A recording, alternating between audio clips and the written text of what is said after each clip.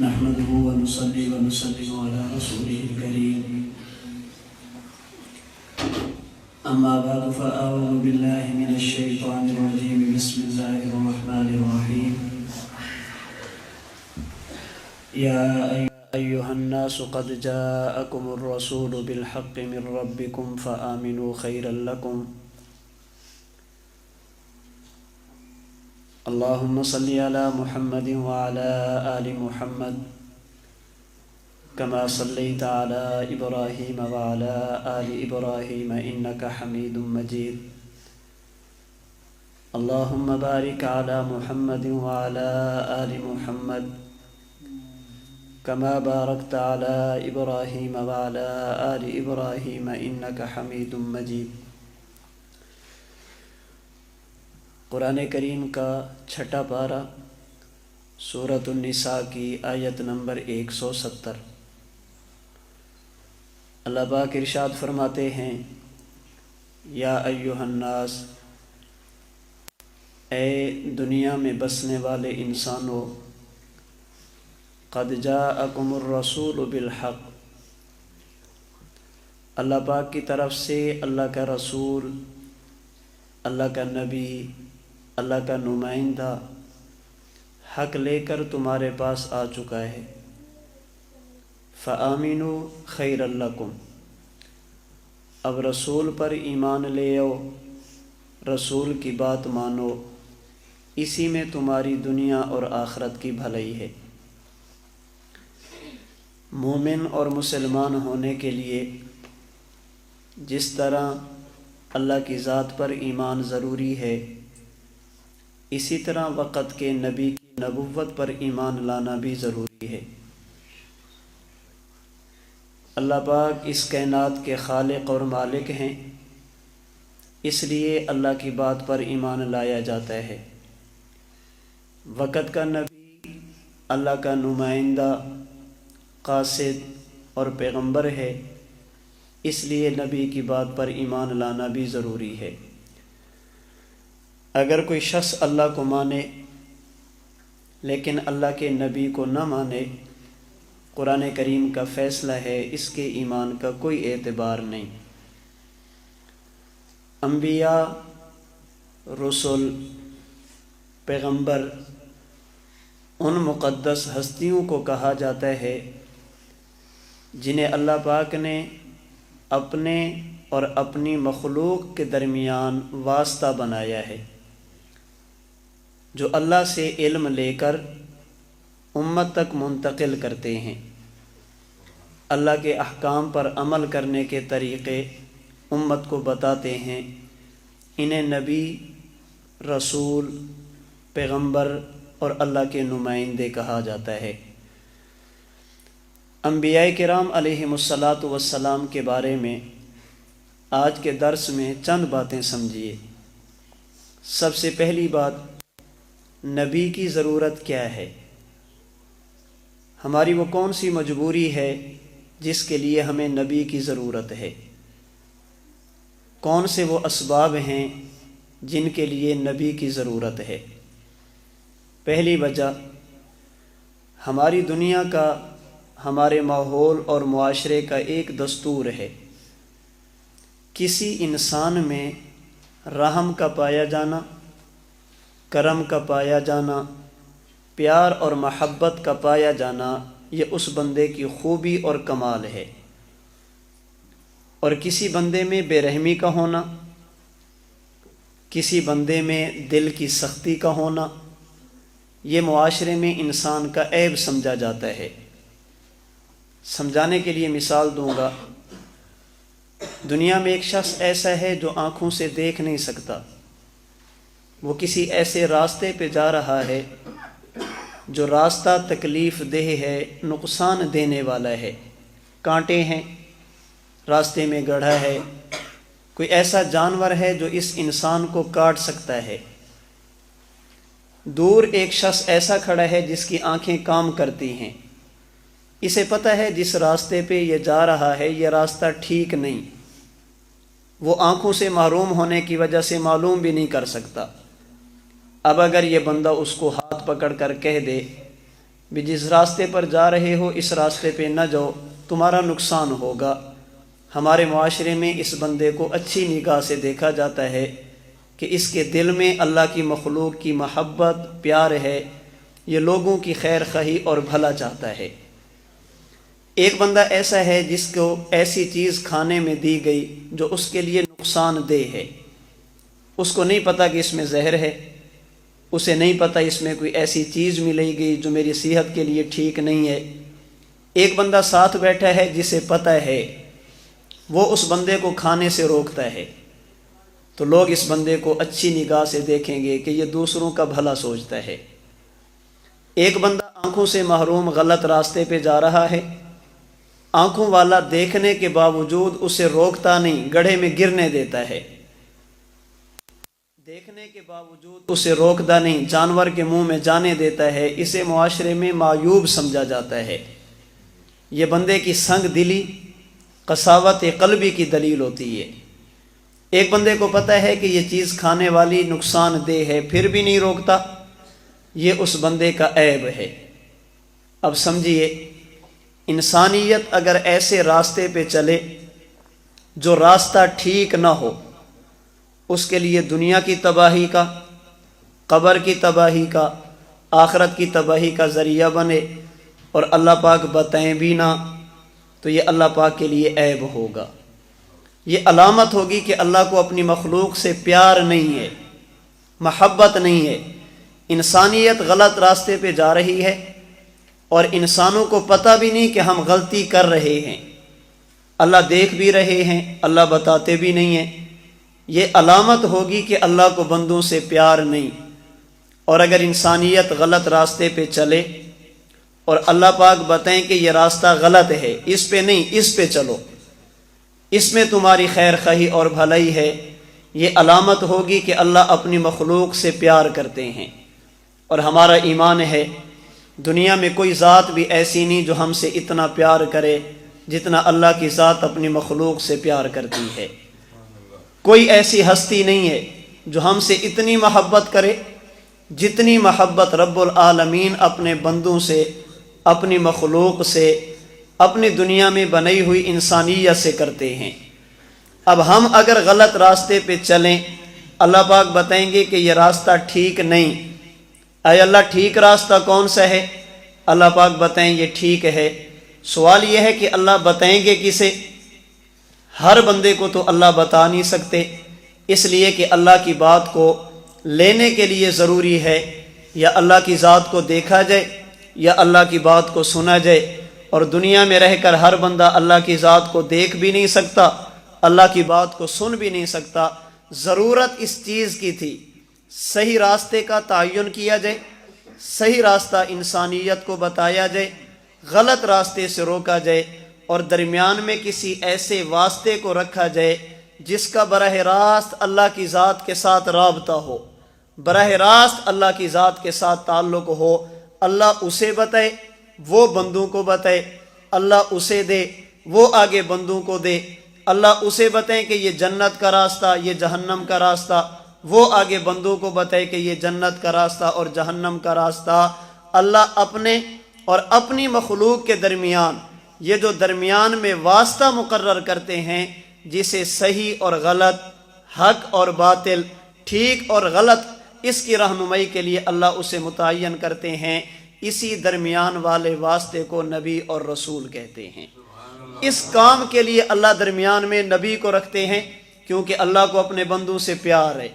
اللہ چاہتے ہیں کہ میرے بندے صحیح راستے پر چلیں۔ اس صحیح راستے کو بتانے کے لیے اللہ پاک نے انبیاء کرام علیہم الصلاۃ والسلام کو دنیا میں مبعوث فرمایا۔ دنیا میں پہلے نبی کا نام حضرت آدم، اور دنیا میں تشریف لانے والے آخری نبی کا نام حضرت محمد مصطفیٰ صلی اللہ علیہ وسلم ہے۔ تو پہلی بات میں نے عرض یہ کی کہ نبی کی ضرورت کیا ہے، کیونکہ اللہ کو اپنے بندوں سے پیار، بندے جنت کی طرف جائیں اللہ چاہتے ہیں، جہنم سے بچیں یہ محبت کا تقاضا ہے۔ جنت اور جہنم کا راستہ بتانے کے لیے اللہ پاک نے انبیاء کو بھیجا، جن کا تذکرہ کرتے ہوئے اللہ پاک نے قرآن کریم کے 6 پارے میں فرمایا، رسولاً مبشرین و منذرین، اے لوگو ہم نے تمہارے اندر نبی بھیجے۔ نبی کیوں بھیجے؟ مبشرین، جو ایمان والوں کو جنت کی خوشخبری دیتے ہیں، ومنذرین، اور کافروں کو جہنم سے ڈراتے ہیں، لئلا یکون للناس علی اللہ حجہ بعد الرسل، تاکہ قیامت کے دن یہ نہ کہہ سکو اے اللہ ہمیں تو بتایا کسی نے نہیں تھا، ہمیں تو سمجھایا کسی نے نہیں تھا۔ اللہ پاک نے اس عذر کو ختم کرنے کے لیے دنیا میں انبیاء کرام علیہم الصلاۃ والسلام کو مبعوث فرمایا، جن کی تعداد ایک روایت کے مطابق 1,24,000 ہے۔ ان میں سے بعض نبی وہ ہیں جن کا نام لے کر اللہ پاک نے قرآن کریم میں ذکر کیا، جن کا نام لے کر رحمت دو عالم صلی اللہ علیہ وسلم نے حدیث مبارک میں ذکر کیا۔ جس نبی کا نام معلوم ہو، ہمارا عقیدہ ہونا چاہیے یہ اللہ کے نبی اپنے اپنے دور میں ان کی بات ماننا نجات کا ذریعہ تھا، ان کی لئی ہوئی شریعت نجات کی ضمانت تھی۔ اور جن انبیاء کے اسماء گرامی، جن انبیاء کے نام قرآن و سنت میں نہیں ہیں، ہمارا یہ ایمان اور عقیدہ ہونا چاہیے اے اللہ دنیا میں جتنی بھی ہستیوں کو آپ نے نبوت عطا فرمائی، رسالت عطا فرمائی، اپنا نمائندہ اور اپنا پیغمبر بنایا، اے اللہ ہم ان سب کو مانتے ہیں، نام معلوم ہو ان کے نام کے ساتھ ایمان لایا جائے، اور جن انبیاء کے نام معلوم نہ ہوں، ایک مومن اور مسلمان کے لیے یہ ضروری ہے کہ انبیاء کرام علیہم الصلاۃ والسلام کی نبوت، ان کی رسالت، ان کی پیغمبری، اللہ کی طرف سے ملنے والی نمائندگی کو مانے اور اس کو دل و جان سے تسلیم کرے۔ انبیاء کرام علیہم الصلاۃ والسلام کے حوالے سے چند ایک عقائد وہ بھی سماعت فرما لیں۔ جس طرح میں نے گزشتہ درس میں اللہ تعالیٰ کی ذات کے بارے میں 3 باتیں عرض کی تھی۔ نمبر 1 ہمارا عقیدہ اللہ ہے، نمبر 2 ہمارا عقیدہ اللہ ایک ہے، اور نمبر 3 ہمارا عقیدہ اللہ پاک ہر جگہ پر ہے۔ ہم اللہ کو مانتے ہیں، ایک مانتے ہیں، ہر جگہ پہ مانتے ہیں۔ انبیاء کرام علیہم السلام کے بارے میں بھی چند ایک عقائد سماعت فرمائیں، ان چند ایک عقائد کو سمجھیں۔ نبوت کے بارے میں ہمارا پہلا عقیدہ، اللہ پاک نے دنیا میں جب بھی کسی انسان کو، جب بھی کسی ذات کو نبوت عطا کی ہے، اسے ہمیشہ انسان بنایا۔ اللہ پاک نے نبوت کے لیے ہمیشہ انسان کو چنا۔ اللہ پاک نے انسان سے ہٹ کر کبھی کسی فرشتے کو نبی نہیں بنایا۔ اللہ پاک نے انسان سے ہٹ کر کبھی کسی جن کو نبوت نہیں دی، اور انسانوں میں سے اللہ پاک نے ہمیشہ مردوں کو نبی بنایا، کبھی کسی عورت کو اللہ نے نبوت نہیں دی۔ نبی ہمیشہ انسان ہوتا ہے، نبی ہمیشہ مرد ہوتا ہے۔ نبوت کے لیے نہ اللہ کسی فرشتے کو چنتے ہیں، نبوت کے لیے نہ ہی اللہ کسی جن کو چنتے ہیں۔ سوال یہ ہے اللہ پاک نبوت انسان کو کیوں دیتے ہیں، بشر کو کیوں دیتے ہیں، آدم کی اولاد کو کیوں دیتے ہیں؟ اس کی 2 وجہ ذہن میں رکھیے۔ سب سے پہلی وجہ، انبیاء کرام علیہم الصلاۃ والسلام کے بارے میں ہمارا عقیدہ ہے اللہ کی پوری مخلوق میں، اللہ کی ذات کے بعد اللہ کی ساری مخلوق میں جو سب سے اعلیٰ، سب سے افضل اور سب سے برتر ہیں، انہیں انبیاء کرام علیہم الصلاۃ والسلام کہا جاتا ہے۔ نبی سب سے اعلیٰ ہے، اور ہمارا یہ بھی عقیدہ ہے اللہ پاک نے کائنات میں جتنی مخلوقیں بنائی ہیں، ان تمام مخلوقات میں جو سب سے افضل مخلوق بنائی وہ انسان کو بنایا۔ مخلوق میں سب سے افضل مخلوق وہ انسان ہے، اور انسانوں میں سب سے اعلیٰ انبیاء کرام علیہم الصلاۃ والسلام ہیں۔ چونکہ سب سے اعلیٰ مخلوق انسان اور سب سے اعلیٰ مقام نبوت ہے، اس لیے اللہ پاک نے نبی ہمیشہ انسان کو بنایا۔ انسان سے ہٹ کر اللہ نے کبھی کسی مخلوق کو نبوت نہیں دی، اس لیے کہ یہ سب سے اعلیٰ مخلوق ہے۔ سب سے اعلیٰ مخلوق وہ انسان ہے۔ اب انصاف کا تقاضا، عقل کا تقاضا یہ ہے کہ سب سے اعلیٰ مخلوق کے لیے نبی جو نبوت ہے، سب سے اعلیٰ منصب، وہ سب سے اعلیٰ مخلوق میں رکھا جائے۔ ہمارا عقیدہ ہے کائنات کی ساری مخلوقات مل جائیں، انسان کا مقابلہ نہیں کر سکتی۔ انسانیت یہ سارے کے سارے مل جائیں، ایک مومن کے برابر نہیں ہیں، اور مومن سارے کے سارے مل جائیں، ایک نبی کے صحابی کے برابر نہیں ہیں، اور صحابی سارے کے سارے جمع ہو جائیں، اللہ کے کسی نبی کے مقام کو نہیں پہنچ سکتے، اور انبیاء سارے کے سارے جمع ہو جائیں آمینہ کے لال کے مقام اور مرتبے کو یہ بھی نہیں پہنچ سکتے۔ تو چونکہ سب سے اعلیٰ منصب یہ نبوت ہے، اور مخلوقات میں سب سے اعلیٰ مخلوق وہ انسان ہے، تو اللہ پاک نے سب سے اعلیٰ منصب سب سے اعلیٰ مخلوق میں رکھا ہے۔ اگر انسان سے بہتر کوئی مخلوق ہوتی اللہ انہیں نبوت عطا فرما دیتے، چونکہ انسان سے افضل مخلوق نہیں ہے، اس لیے اللہ پاک نے نبوت ہمیشہ انسان کو دی ہے۔ انسان سے ہٹ کر اللہ نے کسی اور مخلوق کو نبوت نہیں دی۔ اللہ نبوت انسان کو دیتے ہیں، کیوں دیتے ہیں؟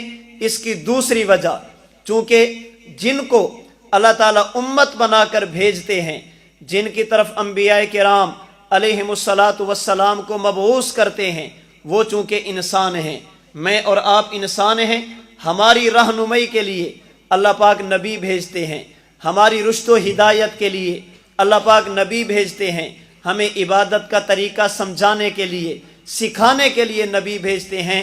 چونکہ دنیا میں رہنے والے یہ انسان ہیں، نبی کی امت اکثریت چونکہ انسانوں میں ہے، اس لیے اللہ پاک نبی انسان کو بنا کر بھیجتے ہیں۔ قرآن کریم کے 15ویں پارے میں مشرکین مکہ کی طرف سے ایک سوال اٹھایا گیا، اگر آپ اللہ کے نبی ہیں آپ کھانا کیوں کھاتے ہیں؟ اگر آپ اللہ کے نبی ہیں آپ بازار میں کیوں چلتے ہیں؟ اگر آپ اللہ کے نبی ہیں آپ کو تو فرشتہ ہونا چاہیے تھا، آپ کو تو آسمان سے ملک بن کر آنا چاہیے تھا، کیا اللہ پاک نے نبوت کے لیے انسان کو منتخب فرمایا؟ اللہ پاک نے جواب دیا، قل، اے میرے پیغمبر ان سے فرما دیجئے، لو کان فی الارض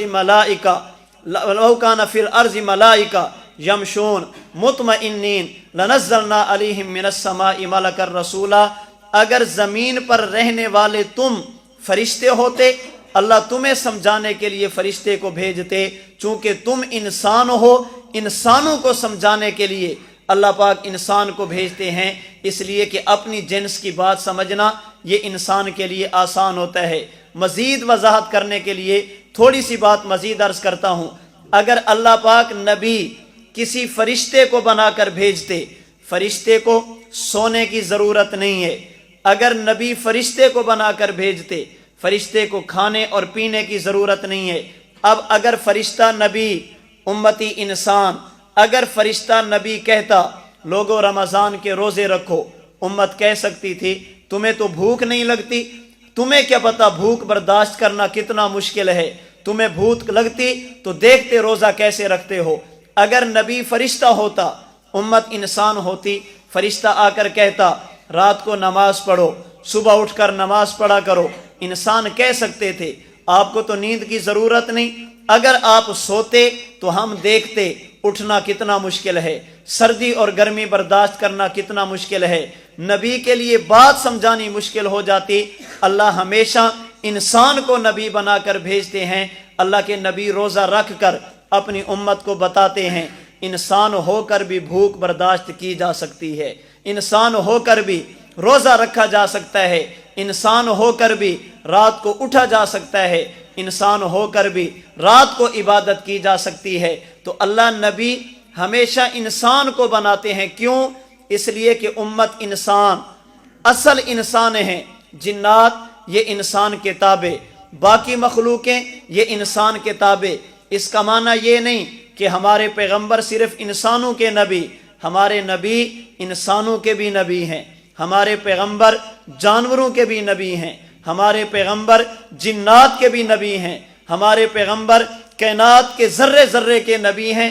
لیکن چونکہ نظر آنے والی مخلوق اکثریت انسانوں کی ہے، ذو عقل چونکہ اکثریت انسانوں کی ہے، اس لیے اللہ پاک نبی ہمیشہ انسان کو بنا کر بھیجتے ہیں۔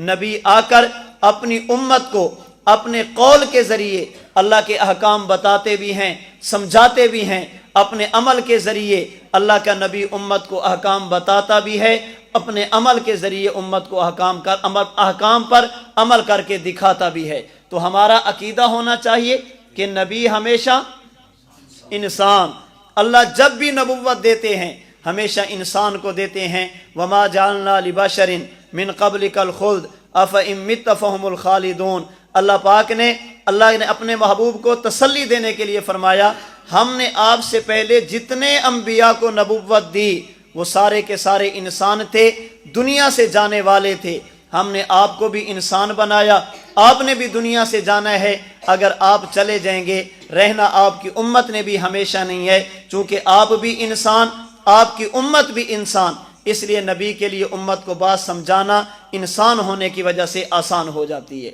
یہاں پر ایک بات اور بھی سمجھیے، نبی کے انسان ہونے کا معنی یہ نہیں جیسے ہم ویسے نبی، نبی کے انسان ہونے کا معنی یہ نہیں جیسے ہم ویسے نبی، حاشا وکلا، الیاذ باللہ، ایسا ہرگز نہیں۔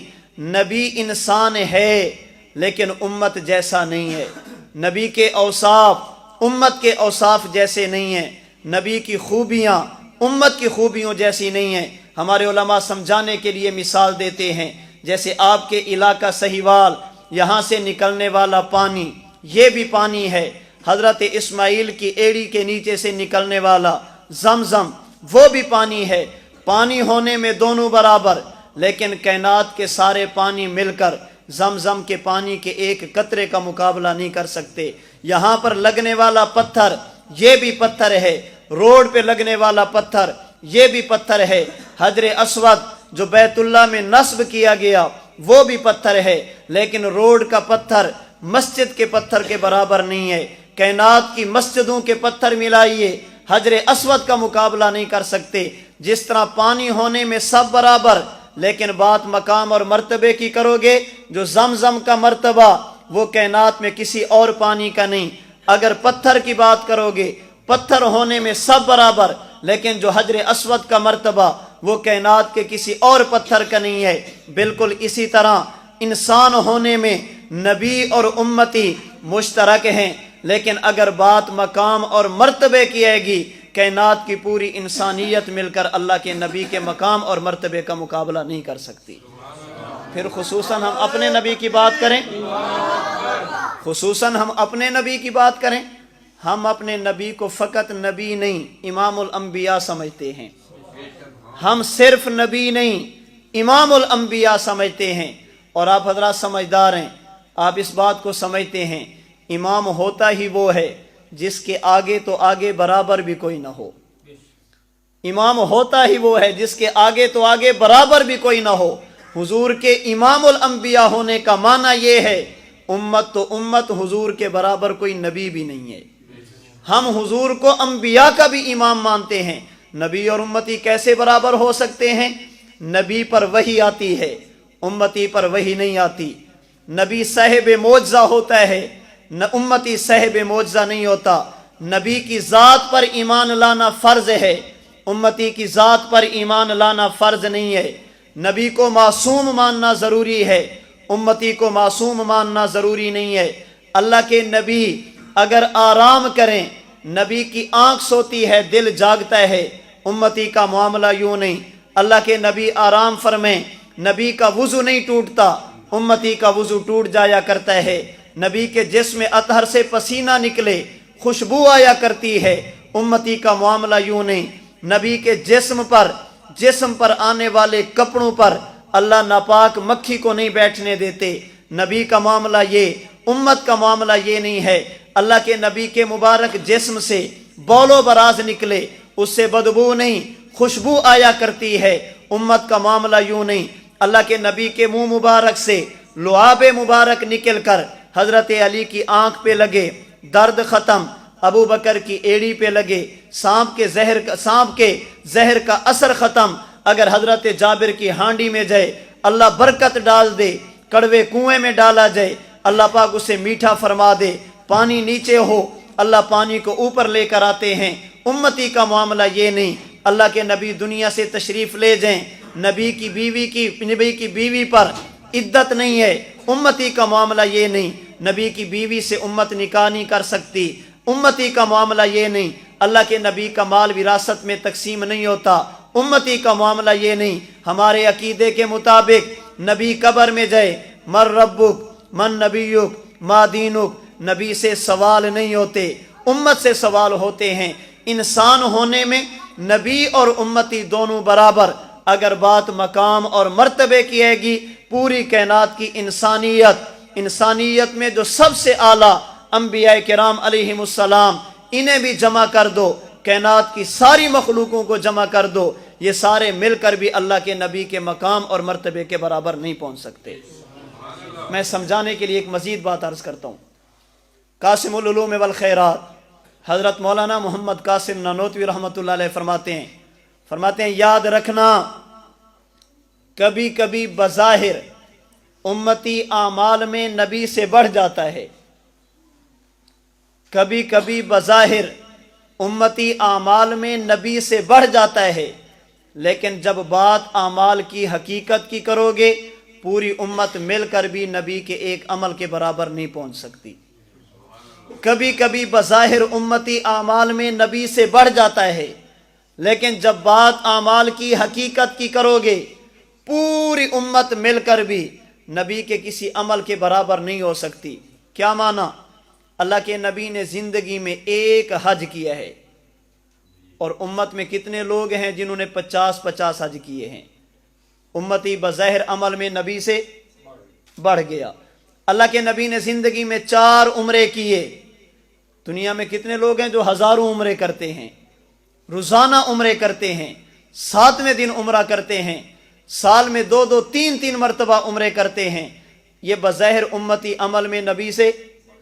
لیکن جب بات آئے گی اعمال کی حقیقت کی، حضرت نانوتوی فرماتے ہیں یہ ایک امت ہی نہیں، پوری امت اکٹھی کر لو، یہ نبی کے کسی ایک عمل کے مقابلہ بھی نہیں کر سکتی۔ اللہ کے نبی نے نمازیں کتنے سال پڑھی ہیں؟ اعلان نبوت کے بعد سننے 23 سال۔ 40 سال کی عمر میں آپ نے فرمایا میں نبی، 63 سال کی عمر میں آپ کا انتقال۔ اعلان نبوت کے بعد آپ نے 23 سال نمازیں پڑھی، اور امتی یہاں کتنے ہوں گے جو 50 سال سے نمازیں پڑھ رہے ہیں، بظاہر امتی عمل میں نبی سے؟ لیکن یاد رکھنا، قیامت کے دن یہ اس ایک امتی کے نہیں، حضرت آدم سے لے کر قیامت کی صبح تک آنے والے تمام انسانوں کی نمازیں ایک طرف رکھنا، اللہ کے نبی کا ایک سجدہ ایک طرف رکھنا، یہ کروڑوں افراد کی نمازیں مل کر بھی نبی کے ایک سجدے کا مقابلہ نہیں کر سکیں گی۔ کیوں؟ اس لیے کہ قیامت کے دن اعمال کی گنتی نہیں ہوگی، اعمال کا وزن ہوگا۔ وہاں پر اعمال کو گنا نہیں جائے گا، اعمال کو تولا جائے گا۔ حدیث مبارک کے مطابق بعض لوگ ایسے ہوں گے جن کی کروڑوں عبادتوں کا وزن کچھ بھی نہیں ہوگا، اور بعض ایسے ہوں گے جن کے ایک کلمے کا وزن بھی بہت زیادہ ہوگا۔ وہاں پر اعمال کی گنتی نہیں، اعمال کا وزن ہوگا، سمجھنا بات۔ اور کسی بھی عمل میں وزن بڑھے گا یا وزن کم ہوگا، اس کی بنیاد بنے گی تواضع اور عاجزی۔ جس عمل میں عاجزی زیادہ، وزن بڑھ جائے گا، عاجزی کم ہوتی جائے گی، وزن کم ہوتا جائے گا۔ ایک بندے نے 1 رکعت پڑھی، عاجزی کا وہ اعلیٰ درجہ تھا۔ ایک بندے نے 1000 رکعت پڑھی، اس میں عاجزی نہیں تھی۔ اس 1 رکعت کا وزن اس 1000 رکعتوں سے بھی زیادہ ہوگا۔ کسی بھی عمل کا وزن بڑھے گا یا کم ہوگا، بنیاد عاجزی بنے گی۔ اور کسی بھی بندے میں عاجزی تب آتی ہے جب اس کے دل میں کسی بڑے کی عظمت ہو۔ دل میں عظمت ہوگی تو عاجزی ہوگی، اور کسی بندے کے دل میں عظمت تب آتی ہے جب اس کے دل میں بڑے کی معرفت ہو، اور معرفت تب آتی ہے جب اس کو بڑے کے بارے میں علم ہو۔ حضرت نانوتوی فرماتے عمل کو تولا جائے گا، عمل کا وزن بڑھے گا عاجزی سے۔ عاجزی آتی ہے عظمت سے، عظمت آتی ہے معرفت سے، معرفت آتی ہے علم سے۔ کیا معنی؟ جتنا زیادہ اللہ کو جانتا ہوگا اتنا زیادہ اللہ کو پہچانتا ہوگا، جتنا زیادہ پہچانتا ہوگا اتنا زیادہ اس کے دل میں اللہ کی عظمت ہوگی، جتنا زیادہ عظمت ہوگی اتنا زیادہ تواضع ہوگی، جتنا زیادہ تواضع ہوگی اتنا عمل میں وزن ہوگا۔ اور ہمارا عقیدہ اللہ کی ذات کے بارے میں جتنا ہمارے پیغمبر جانتے ہیں، رب محمد کی قسم کائنات کا کوئی فرد نہیں جانتا۔ ہمارے نبی کا علم اللہ کی ذات کے بارے میں سب سے زیادہ۔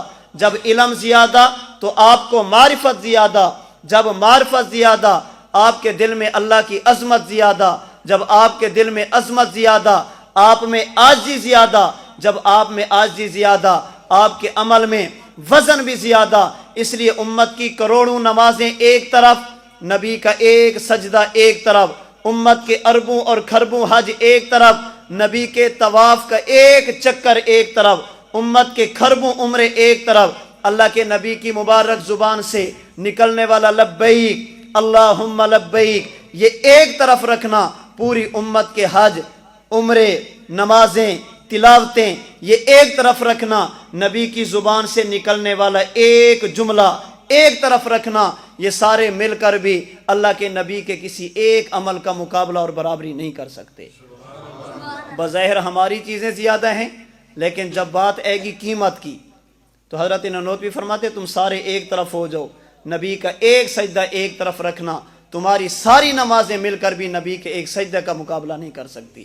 ہمارے حضرت دامت برکاتہم العالیہ سمجھانے کے لیے مثال دیتے ہیں, فرماتے ہیں کہ تم میں سے ایک بندہ کہتے ہیں میرے پاس گھڑی ہے, دوسرا کہتے ہیں میرے پاس بھی گھڑی ہے, تیسرا کہتے ہیں میرے پاس بھی گھڑی ہے, 10 بندے کہتے ہیں میرے پاس گھڑی ہے. فرماتے ہیں میں کہتا ہوں جو میرے پاس گھڑی ہے یہ ایک گھڑی تمہاری 10 گھڑیوں سے زیادہ قیمتی ہے.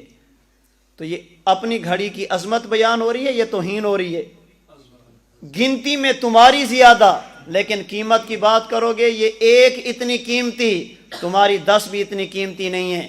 حضرت نانوتوی فرماتے ہیں بظاہر سجدے تمہارے زیادہ, تلاوتیں تمہاری زیادہ, حج عمرے تمہارے زیادہ, لیکن جب بات اللہ کے ہاں قیمت اور وزن کی آئے گی, نبی کے ایک سجدے کی قیمت جو اللہ کے ہاں ہے تمہارے کروڑوں اور اربوں سجدوں کی بھی قیمت اللہ کے ہاں وہ نہیں ہے. تو ہمارا عقیدہ نبی انسان ہوتا ہے, لیکن انسانوں میں سب سے اعلیٰ ہوتا ہے. نبوت کے بارے میں ہمارا دوسرا عقیدہ, اللہ کا نبی بنتا نہیں اللہ بناتے ہیں, نبی بنتا نہیں اللہ بناتے ہیں. نبی الیکشن سے نہیں بنتا, سلیکشن سے بنتا ہے. لوگ نہیں بناتے, اللہ خود منتخب فرماتے ہیں. کوئی عبادت کرے تو نبی بن جائے, محنت کرے تو نبی بن جائے. اللہ عالم حیث یجعل رسالتا, 8ویں پارے میں اللہ نے فرمایا میں نے نبی کسے بنانا ہے اور کب بنانا ہے یہ میں جانتا ہوں, تم نہیں جانتے. نبی ہمیشہ بنتا ہے, اللہ بناتے ہیں.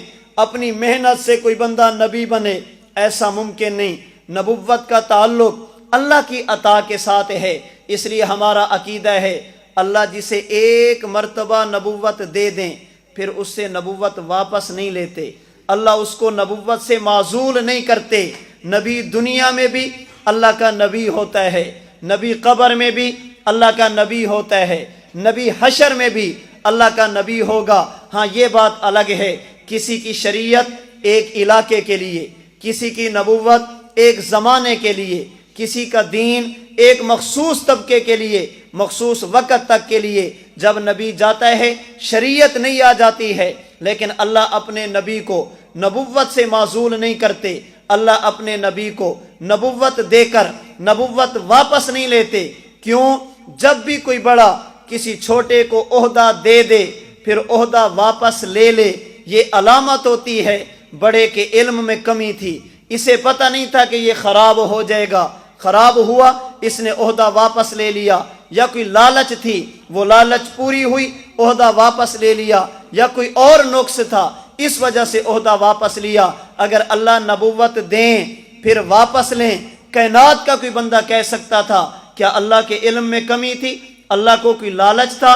اللہ میں کوئی نقص اور عیب تھا؟ چونکہ اللہ کو کائنات کے ذرے ذرے کا علم ہے. عالم الغیب والشہادہ, جو ہمیں نظر آتا ہے اللہ وہ بھی جانتے ہیں, جو ہمیں نظر نہیں آتا اللہ وہ بھی جانتے ہیں.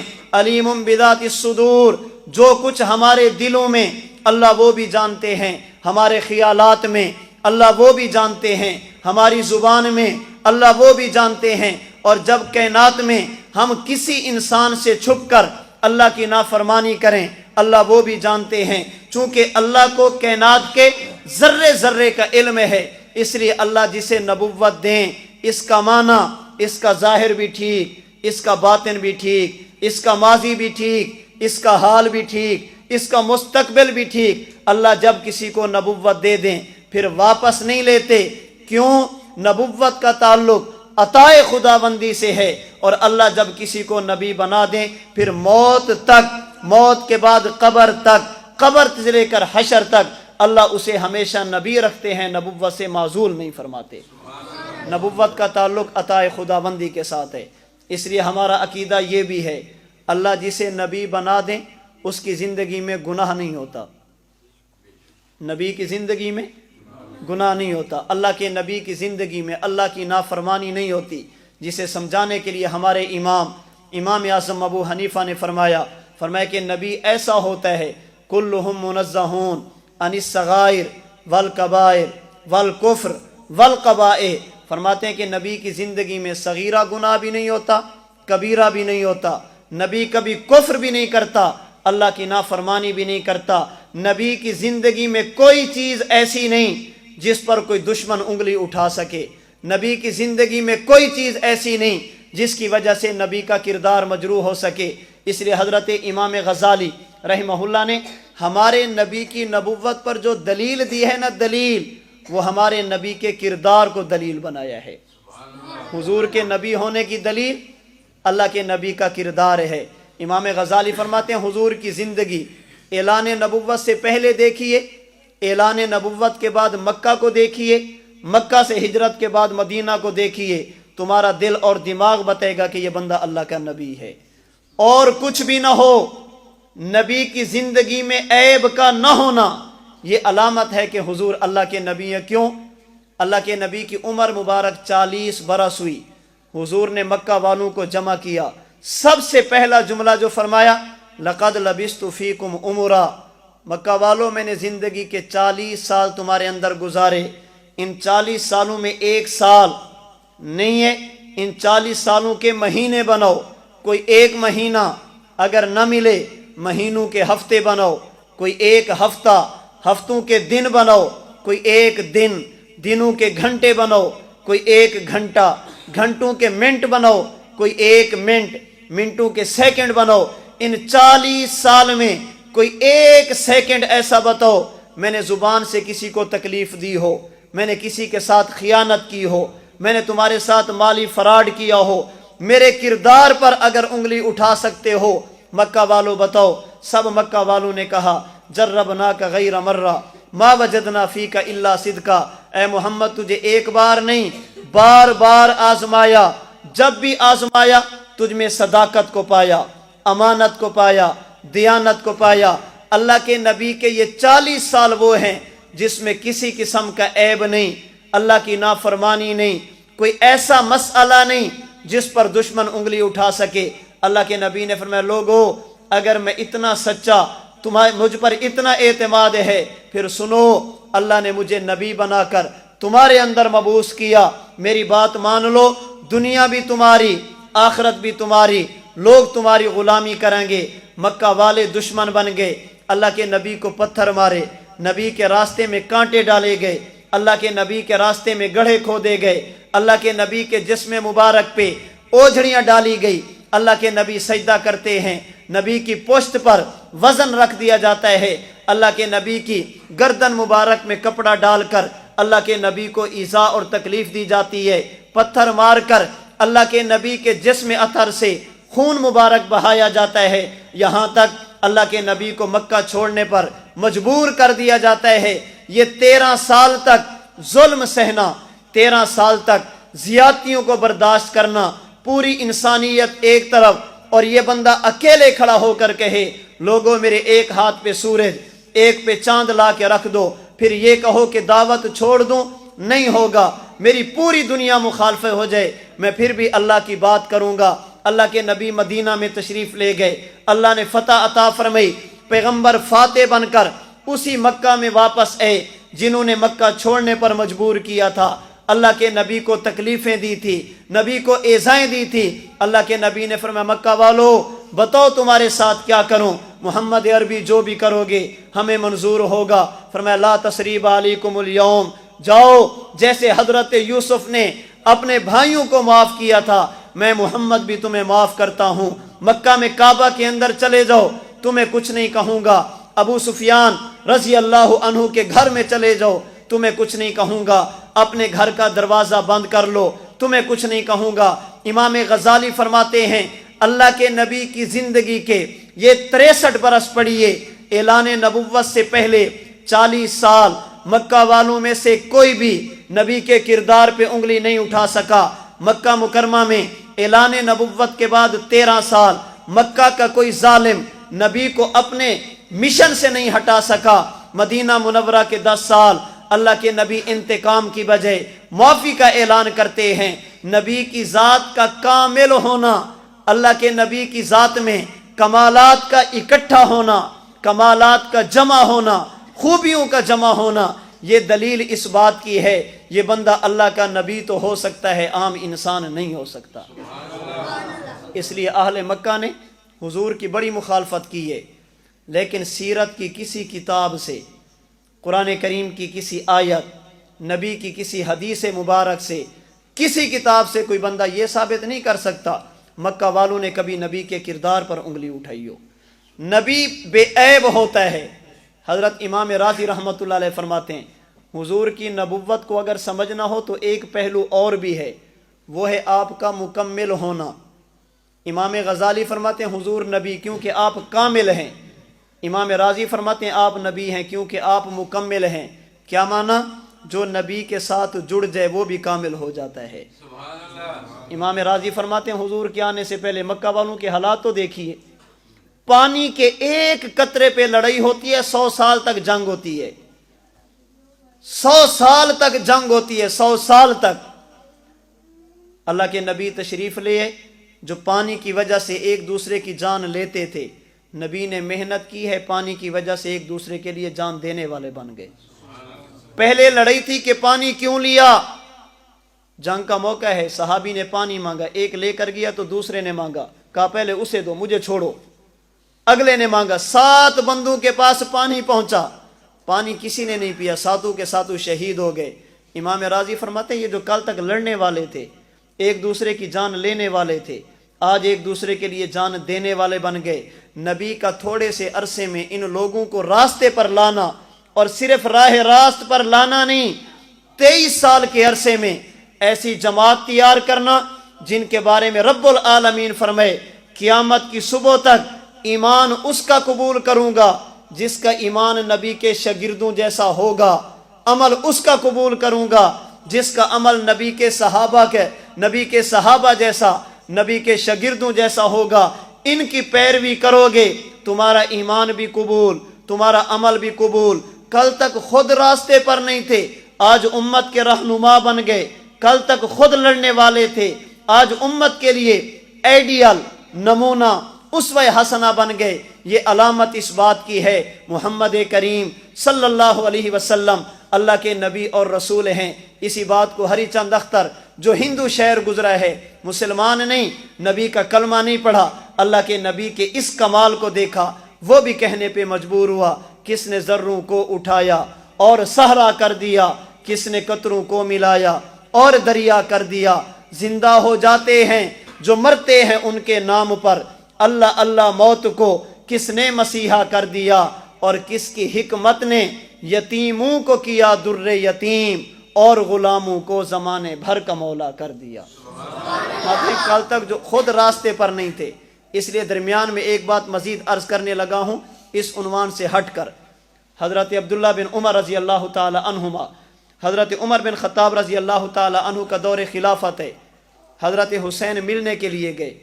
حضرت عبداللہ بن عمر دروازے کے باہر بیٹھے تھے۔ حضرت حسین نے پوچھا امیر المومنین سے ملنا ہے، فرمایا ابا جان مصروف ہیں۔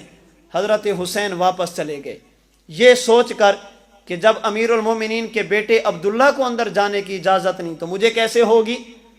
2 دن 3 دن گزرے، حضرت عمر نے فرمایا حسین کبھی کبھی ہمارے پاس آیا کرو۔ حضرت حسین نے فرمایا حضرت میں آیا تھا، پھر ملے نہیں۔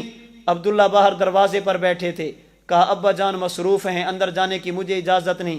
میں نے کہا جب عمر کے بیٹے کو اجازت نہیں حسین کو کیسے ہوگی۔ حضرت عمر کی آنکھوں میں آنسو آ گئے، فرمایا حسین وہ میرا بیٹا ہے، تو علی کا بیٹا ہے، تو نبی کا نواسا ہے۔ حضرت عمر نے جملے فرمائے، فرمایا حسین ہم تو گرے پڑے لوگ تھے، تیرے نانا نے ہمیں اٹھایا، آج دنیا کا بادشاہ بنا دیا، ہمیں تو سب کچھ آپ کے گھرانے سے، آپ کے نبی اور نانے کے قدموں سے ملا ہے، اس لیے میرا بیٹا اے اس کے لیے تو اجازت لینا ضروری ہے، نبی کا نواسہ ہے تو اجازت لینے کی کوئی ضرورت نہیں ہے۔ ہم تو گرے پڑے لوگ تھے۔ صحابہ کرام نے مکہ مکرمہ سے حبشہ کی طرف ہجرت کی، مشرکین مکہ نے پیچھے سے بندے بھیجے، انہوں نے جا کر نجاشی سے کہا یہ بندے ہمارے حوالے کرو۔ کیوں کریں؟ اس لیے کہ یہ دین بدل چکے ہیں، اپنے بڑوں کے دین سے ہٹ چکے ہیں۔ حضرت جعفر طیار کو، صحابہ کرام کو نجاشی نے بلایا، فرمایا کہ یہ کیا کہتے ہیں؟ حضرت نجاشی نے بتایا کہ حضرت جعفر طیار نے فرمایا نجاشی بادشاہ، ہم ایک دوسرے کا خون پینے والے تھے، ہم گندگیوں میں گرے پڑے تھے، اللہ نے ہم پر احسان کیا، ہمارے اندر نبی بھیجا، اس نے ہمیں بتایا بھائی کیا ہوتا ہے، بہن کیا ہوتی ہے، ماں کیا ہوتی ہے، چچا کیا ہوتا ہے، ماموں کیا ہوتا ہے، برادری کیا ہوتی ہے، رشتے کیا ہوتے ہیں، اللہ کون، نبی کون، فرشتے کون، کتاب کیا، رسول کیسے، قبر کیا، آخرت کیا۔ ہم تو گرے پڑے تھے، نبی نے ہمیں اٹھا کر آج ہمیں اس نہج پہ کھڑا کیا۔ ہم اللہ کو بھی پہچانتے ہیں، انبیاء کو بھی پہچانتے ہیں، رسولوں کو بھی پہچانتے ہیں۔ اللہ نے ہمیں گمراہی سے نکال کر ہدایت کے راستے پہ لائے ہیں، اللہ نے اپنے نبی کی برکت سے۔ اسی بات کو امام راضی فرماتے ہیں، حضور کے مکمل ہونے کو دیکھو گے، تھوڑے سے عرصے میں اتنی مقدس جماعت کا تیار کرنا، یہ دلیل ہوگی کہ آپ اللہ کے نبی اور آپ اللہ کے رسول ہیں۔ نبی کی زندگی کے بارے میں عرض کر رہا تھا، ہمارا عقیدہ نبی انسان ہوتا ہے، ہمارا عقیدہ نبی بنتا نہیں اللہ بناتے ہیں، ہمارا عقیدہ نبی کی زندگی میں گناہ نہیں ہوتا۔ کیوں نہیں ہوتا؟ اس لیے کہ نبی بنتا نہیں اللہ بناتے ہیں، اور جسے اللہ بنے وہ بے عیب ہوگا، اس میں کوئی عیب نہیں ہوگا۔ نبی کی زندگی میں گناہ نہیں۔ کیوں گناہ نہیں؟ ہمارے ماضی قریب کے ایک عالم گزرے ہیں، مولانا محمد اسلم شیخ پوری شہید رحمہ اللہ، کراچی کے۔ انہوں نے اپنے خطبات کی پہلی جلد میں لکھا ہے، فرماتے ہیں نبی کے معصوم ہونے کی ایک وجہ یہ بھی ہے، امتی کو جس مٹی سے بنایا جائے اسے زمین کہتے ہیں، نبی کو جس مٹی سے بنایا جائے اسے جنت کہتے ہیں۔ جنت میں چونکہ گناہ نہیں ہوتا، نبی کی زندگی میں بھی گناہ نہیں ہوتا، اس لیے کہ نبی کے وجود میں جنت کی مٹی شامل ہے۔ جنت میں اللہ کی نافرمانی نہیں، جنتی وہی دیکھیں گے جو اللہ چاہیں گے، وہی سنیں گے جو اللہ چاہیں گے، وہی بولیں گے جو اللہ چاہیں گے، وہی سوچیں گے جو اللہ چاہیں گے۔ ان کے جسم پر خدا کی حفاظت کا پہرا ہوگا۔ قیامت کے دن جو چیزیں جنتیوں کو جنت میں ملیں گی، اللہ اپنے نبی کو دنیا میں عطا فرما دیتے ہیں۔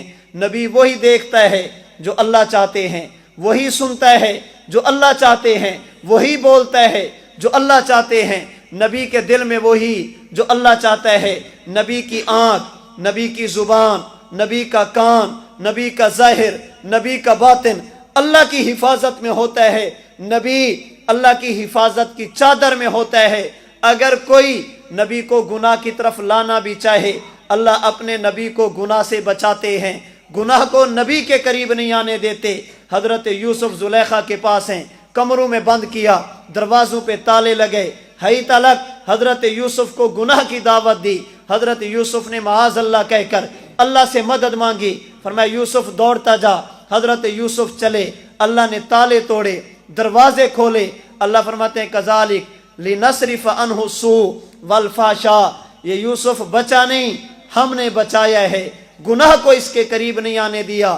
نبی کے معصوم ہونے کی ایک وجہ یہ، نبی کے جسم پر اللہ کی حفاظت کی چادر ہوتی ہے، اور جسے اللہ حفاظت میں لے لے اس پر کبھی شیطان حملہ آور نہیں ہو سکتا۔ شیطان کبھی نبی کو گمراہ نہیں کر سکتا۔ نبی کی زندگی میں گناہ نہیں، اس کی ایک وجہ، نبی کی زندگی میں گناہ نہیں، اس کی ایک وجہ یہ بھی ہو سکتی ہے، اللہ اپنے نبی کو دلوں کا طبیب بنا کر بھیجتے ہیں۔ اللہ اپنے نبی کو طبیب روحانی بنا کر بھیجتے ہیں۔ نبی کا کام ہے امت کو گناہوں سے بچانا، اور ہمارے معاشرے کا دستور ہے جو بندہ جس مرض کا علاج کرتا ہو، اگر وہ خود اس مرض میں مبتلا ہو جائے، یہ اس طبیب کا عیب ہوتا ہے۔ جس مرض کا علاج کرے خود اس میں مبتلا ہو، یہ اس مریض کا، اس طبیب کا عیب ہوتا ہے۔ آپ کہتے ہیں سہیوال میں ایک ڈاکٹر صاحب ہیں، وہ سر درد کا علاج بہت اچھا کرتے ہیں، اور اس کی اپنی کیفیت یہ ہے کہ 2 سال ہو گئے سر درد نہیں جا رہا۔ لوگ سمجھیں گے یہ کیسا ڈاکٹر ہے جس کے اپنے سر کا درد ٹھیک نہیں ہوتا، دوسروں کا علاج کیا کرے گا؟ یہ داڑھ کا علاج کرتا ہے، ہر وقت خود داڑھ میں درد ہے، یہ دوسروں کا علاج کیا کرے گا؟